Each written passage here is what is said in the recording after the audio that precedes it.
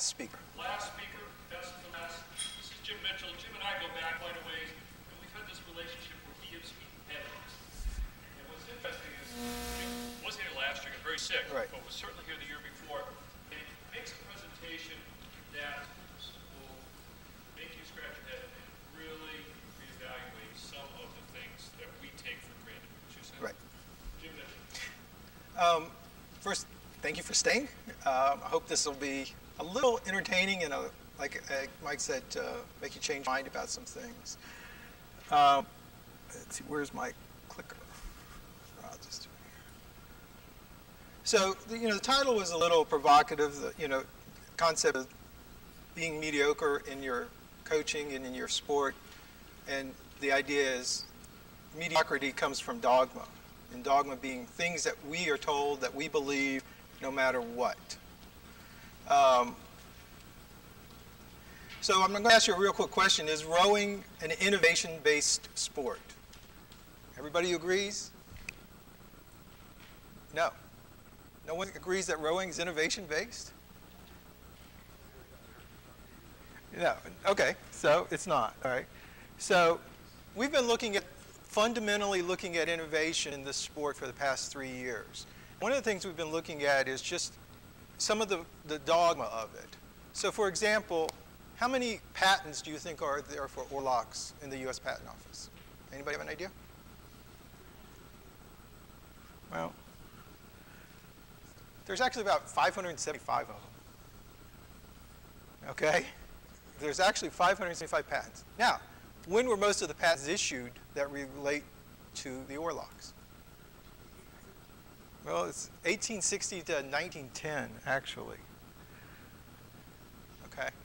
And one of the things that we looked at is this concept that some of the dogma that we're taught, that I was taught, doesn't lead to innovation, and it prohibits and it inhibits boat speed. Okay? So I'm going to talk about the dogma of force of the oar and some of the things that we've been learning and what we're doing to sort of challenge some of these concepts. So I wanted to show you, this is a brass oar lock from 1920. Not much different than this oar lock. If you overlaid them, it has 4 degrees of pitch in it on the drive, 8 degrees on the recovery. Has the same gate style, and you could put this on your boat and row it with a croaker or a concept oar without any problem. Okay? And when we looked at force, this is a chart that's in every book that you've ever seen, and it says you catch at this degree and you apply this amount of force to it. We then look at force through the pen. This is a graph, I don't know if you're all familiar with this, but this is what you're taught to visualize as the force that's being exerted on the pin. At the catch, you start putting force into the pin. Mid-drive, you got the maximum force, and then as you come away and you're on the recovery, the force diminishes. I'm going to show you a video. There's no sound, unfortunately, but this is a crew that is doing a little 500-meter piece, and it's at Oklahoma City. And they're going to go up to about 45 strokes a minute, and they'll be at about 113, 114 on their splits, pretty fast. With the coxswain calls, I wish I could hear it, but this is Cal. And they're in a borrowed boat with borrowed oars that they sort of just jump in.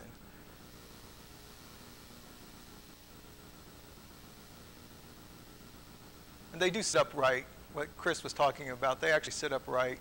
They get their hands away. The accelerometer's up top. You can see it, 114 there, 47.5 strokes a minute. So over the past 2 years, we've been collecting data from literally thousands and thousands of crews, from very elite to high schools. Vespoli had the boat challenge for a while.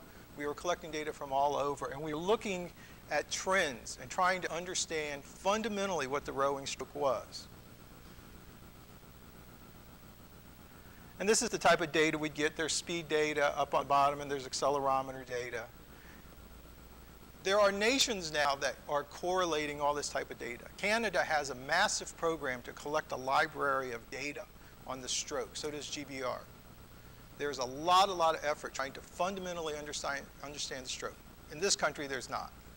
We just do what we do. This is from that race that you saw, this is one stroke, the accelerometer from one stroke. And I want to just point out a couple of things here. This is the catch. This is where the zero accel is met, and that is when the boat actually starts to accelerate. Everything above it is braking, everything below it is acceleration. This is mid-drive, this is finish, and then this is the recatch. What you see here is that at the beginning, from the catch to 0.14 seconds into the drive, the oar is not connected to the boat. Once it gets connected, acceleration is quick, smooth, into the middle of the stroke. Again, 1:14:45, the drive is 0.77 to a recovery of 0.54. So we started looking at why is that? Why are we losing that front end? Why is that there? Why is this little bounce here? And in this crew, they're able to accelerate the boat almost as fast with the oars out of the water as they are with the oars in the water.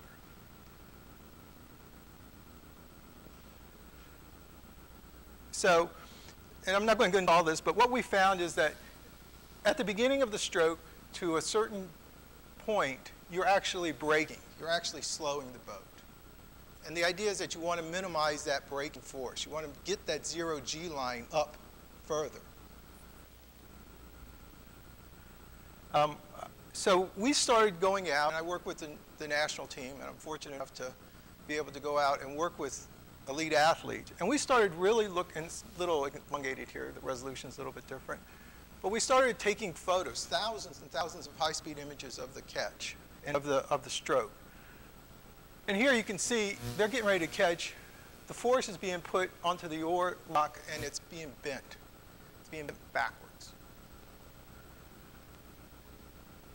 Even more so, just right exactly prior to catch.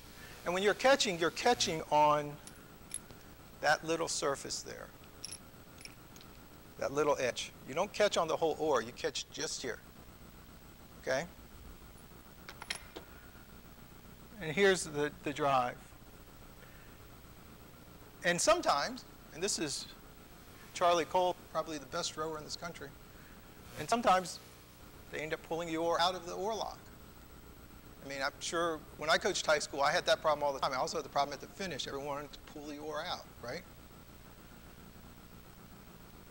So this is just inherent fundamental design problem with the oar lock and with the oar interface. The way it's designed now, and only rowing would try to take a round object, put a square on it, and rotate it in a square. Right? That's what you're doing. You have a square object, you're rotating in a square, okay? And so at the catch, you move from the pin side to the stern side of the oar lock.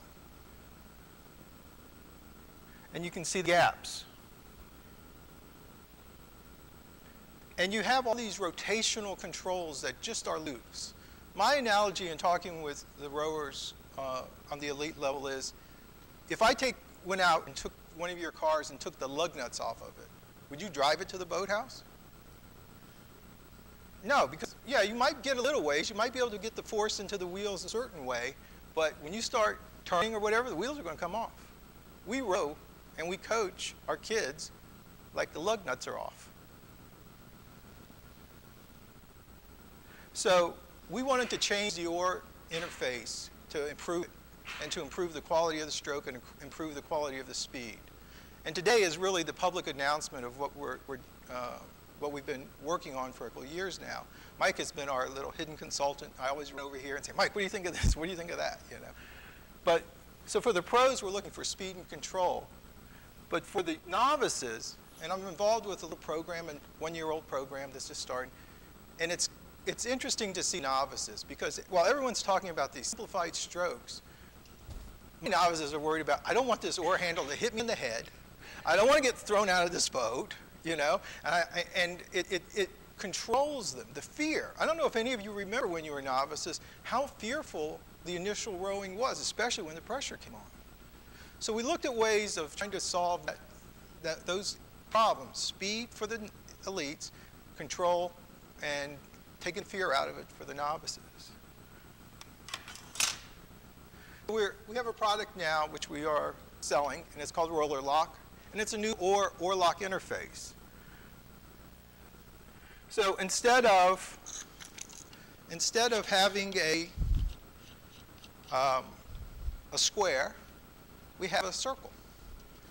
And this is the sleeve that goes onto your oar. Okay? And we're working with Croker and other manufacturers, so this will be available. You can just order it. You control, instead of having clams, you simply pull the peg, slide to whatever you want it to be. You can do it right on the water. You know, stop, drop it down. You can change your inboard, outboard immediately. These are all prototypes. The production models are all are in the process of being made. So what you have here is, this is the oar lock, and what we do differently is we control depth. For the novices who are afraid of that blade going deep, this whole oar lock can't go more than 15 degrees. I can change this bushing to make it 11 degrees, which is optimal, but you know, if your water's rough or anything, you don't want to do that. 15 degrees is pretty optimal for most rowers. You can't drive the blade deeper. It just doesn't, it won't go. So there's no possibility of that handle coming up and hitting somebody. The other thing is, just like any oar, you can slide it in there, but you're 90 degrees, you're at the catch. You're not going any further over, you're not going any under, and you're at the finish. You get the same rotation that you do with a normal oar, but there's no way that you can pull this in and out. So there's no more fighting the finish. There's no more oar coming out. The arcs that you draw tend to be truer. The ability to control it is truer. Now, when you're at the dock and you want to shove off, we have these gaps here. You can just pull it out and still shove off just like you normally would.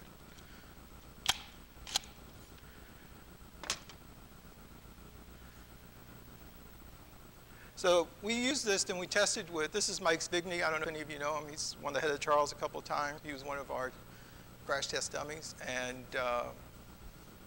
not bad looking for 38. And he gave us a lot of feedback.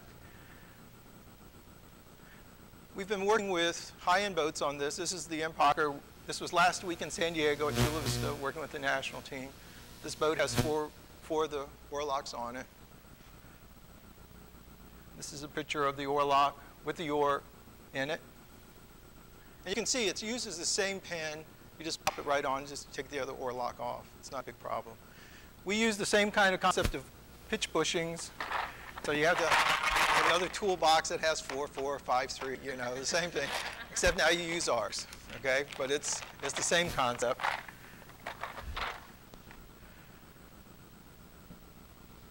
Another picture of it. This is just on the dock. You can see we're just side-by-side comparison. You can see where we took the other ones off, the other sleeves off. And this one, again, is elongated. This is Scott Galt, and this is the first day that they used it. They had no problems with putting the power on with it. This is a pretty good shot showing side-by-side, Croker in the front, ours in the back. And again, the other side of the boat.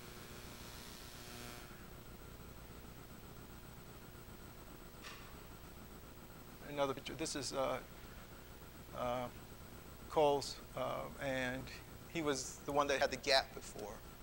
So what we think we've been able to do, by having this pin and fixing that front end, we're allowing these boats to go faster, and we're allowing there to be, depending upon the quality of the stroke and depending upon the cruise, at the elite level, we're looking for 1 or 2 seconds for our athletes going into London. If we can get them 1 or 2 seconds, maybe 3 seconds, it's the difference between sea finals and a gold medal. It's pretty important, okay? For high schoolers, it's more the safety, it's more of the ability to control the oar, less fearful, but even there we're seeing speed improvements, and especially if you're in your varsity rowers, you'll see the speed improvements. And this is just another photo of them training out in San Diego. So what we've done is we've taken all this PowerView data that we've collected over the past 2 or 3 years, and we've correlated, and we're looking at ways of fixing some of the things that we consider to be, this is the oar, this is the sleeve, and that's just it. We're trying to change a couple of things and try to change the way that curve looks. And the roller lock has been a pretty successful implementation of that. I wanted to give you this insight into some of the things you're going to be seeing. And, from a legal standpoint, we're always worried about, I go on YouTube and I see all these photos and postings of kids catching crabs and getting thrown out of boats and being knocked out and everything. I'll tell you, this litigious environment that we live in, that's problematic for us as coaches. If you have a solution that helps prevent that, you might want to consider it from a litigation standpoint, because this controls the depth. It's safer or combination for you to row for your kids. Okay, I got 2 minutes, so I'm going to just take questions if anybody has questions. They'll be the same in production, essentially the same. The concept door lock is, there's a lot of weight in the sleeve. They glue it in. There's about 10 ounces to 12 ounces of glue. We don't use glue. We actually screw these on. They're little screws on the side. You just, with a nut dryer, you just drive them in. So there's no real weight difference. Yes.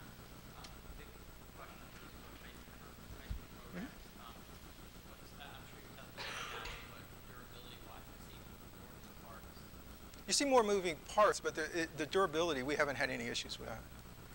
Okay, I mean, I've never had one break. All the testing we've done, and now we haven't done a 5-year life cycle or anything like that. But there really aren't that many more moving parts. There is movement, but it's not that many moving parts.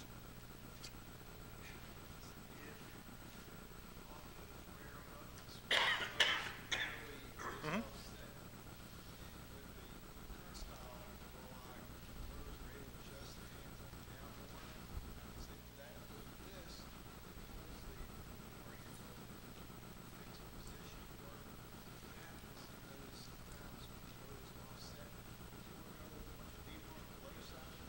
It could. Yeah, I understand what you're saying.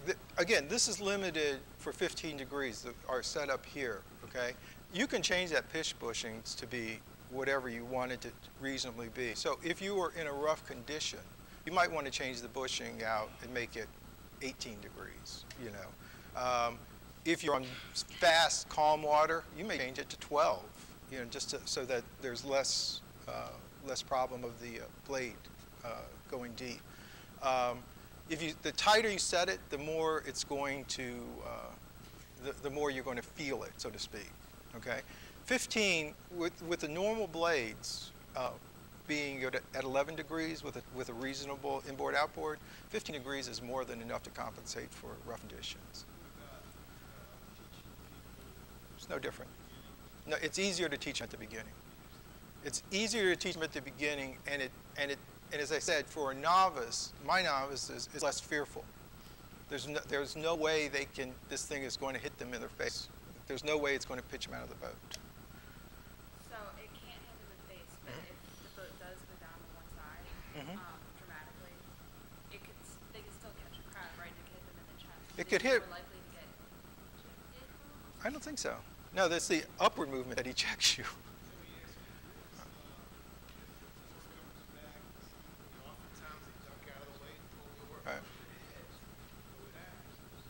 We've never, to tell you the truth, we've tried to catch crabs with this system.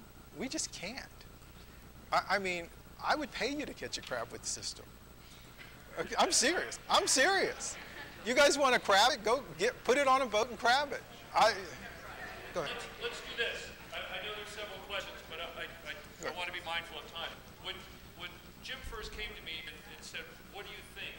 my very first impression was a training wheel on a bicycle, and how it's great to have those training wheels, and then when they go away, there's all these problems of balance and all these things. So when I saw this, it reminded me almost the reverse, where we're almost putting a training wheel on the bike. Now, it's not a balancing, but we are taking some of those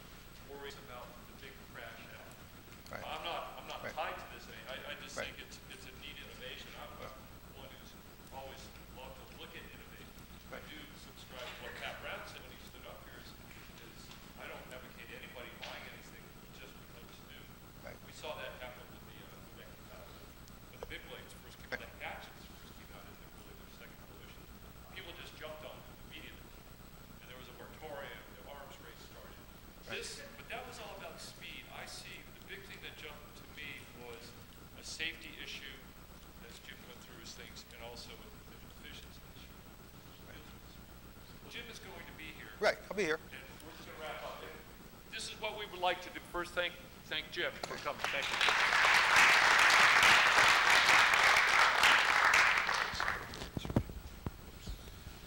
Okay.